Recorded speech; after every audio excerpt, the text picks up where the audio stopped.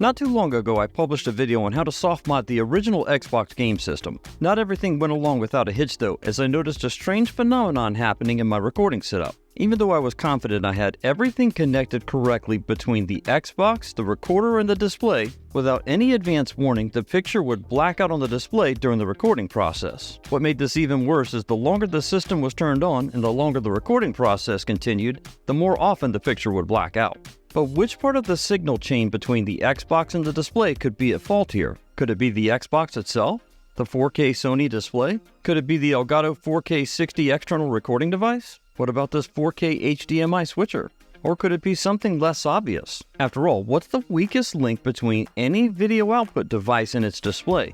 Yeah, it's the HDMI cables. But how do you know if they're any good or not? It's not like you've got X-ray vision to look inside of them. We're gonna have to call in some backup here to sort this mess out. Enter the Jonard HDMI cable tester. This Model 100 unit, linked in the video description, aims to demystify what's going on inside your HDMI cables. Here's how this handy little device can not only save you from a ton of frustration, but also save you some money by not buying defective cables right out of the box. You see, there are actually 19 pins and wires inside an HDMI connection, and these consist of things like data signals, voltage, and grounds. The Jonard Model 100 can test for continuity, or a complete connection from one end of the cable to the other for each of these 19 pins and wires. There's even a 20th test point to determine whether or not the cable is shielded. Nice! On the top side of the unit, you've got several different HDMI options. You've got full-size and mini-size HDMI ports on one end, and a full-size HDMI port on the other. If you kept looking at this unit thinking you could separate the two halves, you'd be right. This gives you the flexibility to test things like in-wall HDMI cables when you have to go from one room to the other in order to reach both ends of the cable with the tester. A simple 9-volt battery inserted into the main part of the testing unit is all it takes to power this tester. It kind of makes sense, as around 5 volts is the maximum amount of voltage you would run across a conventional HDMI cable from end to end anyway. To power on the tester, just press and hold the ON/OFF button for a few moments and it'll turn right on. You'll also see power and status indicator lights illuminate once you turn on the tester.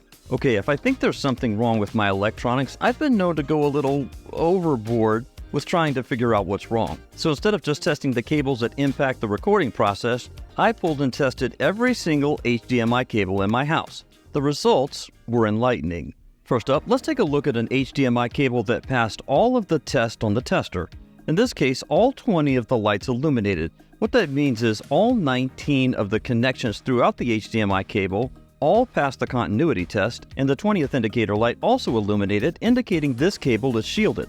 Pressing the mode button takes you from looking at everything at one time to looking at each individual connection across both ends of the cable. This is super helpful because it makes sure that you don't have anything cross-wired in the cable. As you watch these lights move throughout the tester, the fact that they are synchronized on both sides of the tester indicates that nothing is cross-wired in the cable.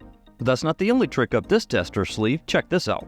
You see, defective HDMI cables can take the form of newly purchased cables right out of the box, or pre-existing cables in your setup. Let's test another cable so that you can see what a defective cable looks like. This is an example of an extremely damaged HDMI cable. As the cable is tested, you'll see that some of the lights for both ends of the cable light up. This indicates that there's continuity there, but in some instances there's absolutely no lighting at all on either end of the tester. This indicates that there's no continuity at either end of the cable. By the way, if you see a light on one end of the cable, but no matching light anywhere on the other end of the cable, it means that there's a short in the wire. There is, however, one exception where it's acceptable to have missing lights throughout the 19 tests on the HDMI cable, and the cable still work properly. While most HDMI cables have ground wires individually on each of the ground points in the cable, some cables use what's called a common ground. It's where they all share one ground wire in a loop. If this is the case with the cable that you're testing, you'll likely find that pins 2, 5, 8, 11, and 17 don't illuminate. That's because they're all tied to one common ground in a loop. We all know that only Sith Lords deal in absolute, so I'll simply say this. A ground loop in an HDMI cable has the potential to cause interference that can cause signal disruption. Fortunately, there's another side of that equation, and it involves shielding. You see, I think it's good practice to consider getting HDMI cables that are shielded, but not every manufacturer of HDMI cables shields their cables. Take a look at the 20 LED test here. These are the 19 pins inside the HDMI cable, and every one of them passes. However, the 20th LED does not turn on, indicating that there's no shielding on this cable. Once again, not a Sith Lord, not dealing in absolutes, but it introduces the possibility of interference again. There are some additional considerations about testing with the Jonard Model 100 tester. First of all, why doesn't it test the metal plug-ins on the ends of the HDMI cables? Well, they're not actually signal carrying components of the cable. They're just there to help you plug the cable in correctly. A basic continuity test with a multimeter indicates this. When you tap the two leads of the meter together, it activates the continuity on the meter. However, when you touch the meter leads to the two end tips of the cable, nothing happens. So just as a heads up, if you're planning on buying cables with gold-plated tips, it might reduce corrosion, but it won't do anything to improve connectivity across the cable. The tester is also not designed to measure the speed ratings of cables. It's only designed to measure whether the cable's wired correctly, has continuity from end to end, and has shielding on the cable. So what were the final results of pulling every single HDMI cable in my house and testing it? Well, I found that not just one, not two, but 3 total cables failed the basic continuity test. That includes 2 of the cables in the recording setup, including the cable that went from the Xbox to the Elgato recorder, and the cable that went from the Elgato recorder to the display itself. So what can you do to protect yourself from having a rat's nest of HDMI wiring with problems lurking beneath the surface? First of all, when you go out shopping for HDMI cables, take the tester with you.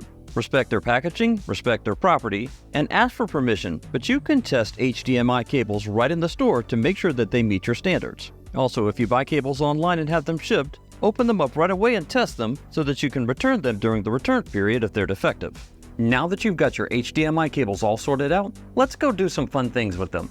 Here's that Xbox to HDMI adapter featured in the video. It's a great adapter that works perfectly well so long as you have properly working HDMI cables attached to it.